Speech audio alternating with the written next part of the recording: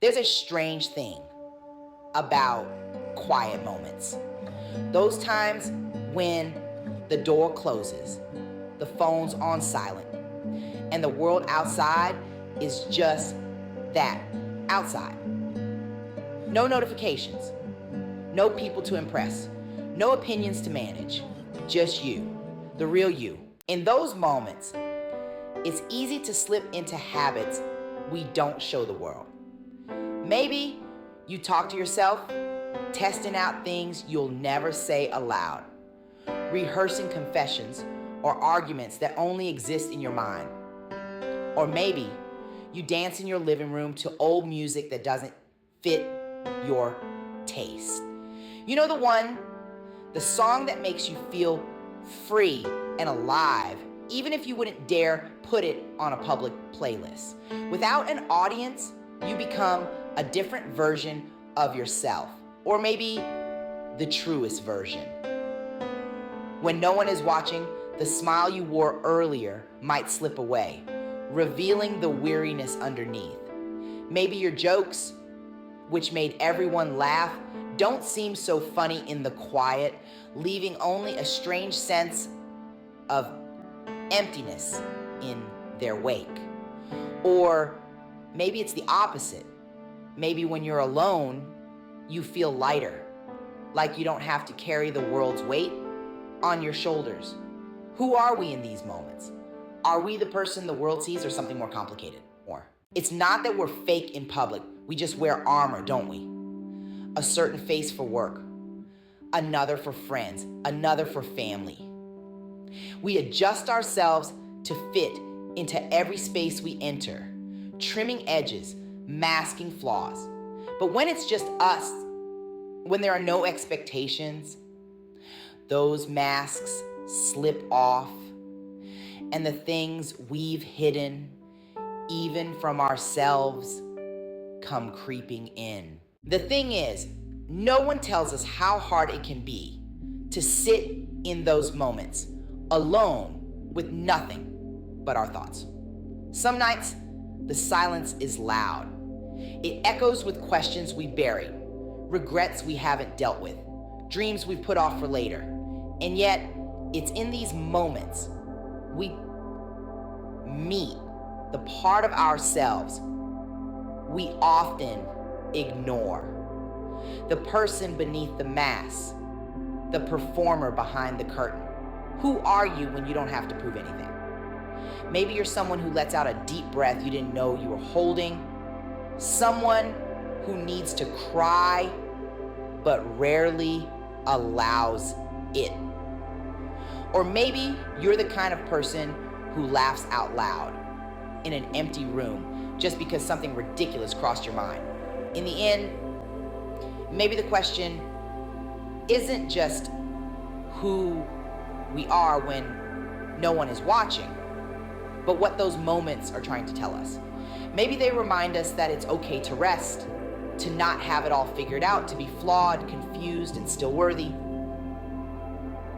Maybe they show us that the truest version of ourselves isn't some perfectly curated identity, but the messy, complex person who exists even when the lights are off and the audience has left the theater. And maybe, just maybe, who we are when no one is watching is the person we owe the most love and understanding to. Because if we can't be kind to that version of ourselves, the one behind closed doors, how will we ever be truly at peace when the world is watching again? In those unguarded moments, we are both the hero and the villain of our own story. We reflect on the promises we made to ourselves, but never kept. Like starting that hobby, calling that friend, or changing the habits we know don't serve us. We sit with our successes and our shortcomings, and without an audience to cheer us on or judge us, we face the stark reality. Are we truly proud of the person we've become? It's easy to be distracted by the noise of life. Out there, in the busy hum of interactions, there's always a new task to complete. a new conversation to join, a new distraction to chase. But in solitude, the distractions melt away. When no one's there to validate our existence, we are left with one lingering question.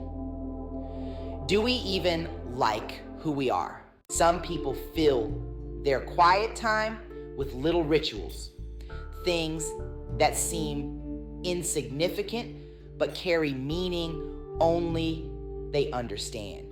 Maybe it's singing softly to the houseplants, arranging items on a shelf just so, or scribbling thoughts into a journal they'll never share.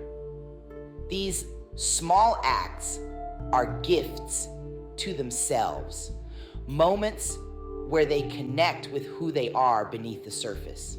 Not the employee, the friend, the parent, or the partner, but simply a soul navigating life. For others, these quiet moments can be unsettling. They reveal what we've been avoiding, old wounds that still ache, ambitions we've abandoned, relationships we've outgrown but can't let go of. In the absence of applause or criticism, we confront the raw truth. There are parts of ourselves we haven't forgiven and dreams we still grieve. It's easier to keep moving than to sit still and feel those things fully. But here's the thing. In those quiet spaces when no one is watching, we have an opportunity to be honest in a way we rarely are with others. We can drop the facade. We don't have to be perfect. We don't have to be anything. Sometimes we find joy in the smallest, silliest things. Dancing in front of a mirror, binge watching guilty pleasure shows, or eating snacks straight out of the bag without caring who's looking. These moments remind us that life doesn't always have to be so serious.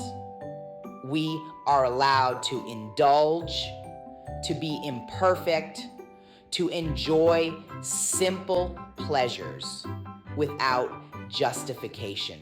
But there are also the darker moments when the insecurities come out to play. Maybe it's the fear that we aren't enough. Maybe it's the haunting question of whether we'll ever achieve what we dreamed of as children. Maybe it's the weight of mistakes we can't undo. Alone with these thoughts, we wrestle with them. Some nights we find peace. Other nights we don't. And that's okay. Being alone with yourself isn't about finding all the answers or becoming the perfect version of yourself. It's about learning to coexist with every part of who you are, both the light and the shadow. It's about understanding that you are more than just the roles you play. You are not just what you do for others, nor are you defined by your mistakes or your achievements. You are simply you, and that is enough. When no one is watching, we discover what we truly value, what makes us feel alive, and what drains us. We learn which relationships feed our souls and which ones have run their course. We realize that the greatest project we'll ever undertake isn't our career, our home, or even our legacy. It's the lifelong process of becoming comfortable in our own skin. So who are we when no one is watching? We are the sum of our quiet joys and silent battles. We are the laugh in the middle of an empty room and the tear that falls unnoticed. We are the unfinished stories, the wild dreams, the unresolved questions, and the moments of peace between it all. When no one is watching, we are human, messy, complicated, and beautiful in ways the world may never see. And maybe that's the most important part of who we are. Because in the end, if we can embrace that unpolished version of ourselves, the one without filters or pretense, then maybe just maybe, we'll realize that being real is more valuable than being perfect. And that's the person worth showing up for, whether anyone is watching or not. When no one is watching, we make choices that no one will ever know about. These are the choices that shape us more than the big public moments ever could. Do we stay up late scrolling through meaningless content, or do we pick up that book we've been telling ourselves we'd read? Do we finally clean that space we've avoided for weeks, or leave it for tomorrow again? Do we reach for kindness when it's hard, even for ourselves, or do we let guilt or frustration win? In solitude, we discover what kind of promises we keep. Not the promises to others, but the ones we make to ourselves. When no one is holding us accountable, do we still live in line with our values? Do we treat ourselves with the same love we give to others? Or do we withhold it as though we need to earn it somehow? The way we speak to ourselves in those moments matters. It shapes us in ways we rarely acknowledge. Do we scold ourselves for what we didn't do? Or do we offer the grace to say, it's okay, I'll try again tomorrow? When no one is there to applaud our wins or witness our failures, can we still feel proud of the small things, like getting out of bed on a hard day, like finishing a task we've been dreading, or like simply choosing to be present with ourselves without distraction? And here's a thought. Maybe the reason those moments feel heavy is because they aren't about impressing anyone. They're about meeting ourselves exactly where we are, not where we wish we were. They are moments that ask, can you sit with yourself exactly as you are without running away? Sometimes the answer is yes. Sometimes we embrace those quiet moments like an old friend, finding comfort in the stillness.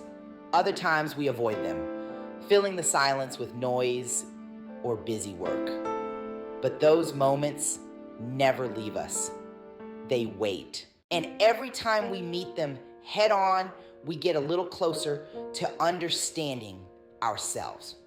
Not just the curated version we show the world, but the real one. The one who is scared sometimes, who doesn't always get it right, who is still figuring it out. And maybe, just maybe, the real power lies in those quiet moments, not because they expose our flaws, but because they remind us of our humanity. We are not our social media feeds, not our job titles, not even the roles we play in the lives of others. We are a collection of unseen moments. The little choices, the quiet acts of self-care, the hidden struggles, and the small victories that no one else will ever know about. So, here's the real question. If you were to meet the version of yourself that only shows up when no one is watching, would you like who you see? Not in a surface level way, but deep down, would you feel at peace with that person? And if not, what would it take to get there? Because in the end, when the crowds are gone, the stage lights dim, and the world turns its gaze elsewhere, you are left with the most important relationship of all, the one you have with yourself. It's in these moments, without the filters or the performances, that we discover what truly matters to us and who we really are underneath it all. And maybe that's the secret. Maybe life isn't about becoming someone the world approves of. Maybe it's about becoming someone you approve of. Someone who can stand in the quiet and feel at home in their own skin. Someone who can say, this is me, flaws and all, and that's enough. So the question isn't just who we are when no one is watching.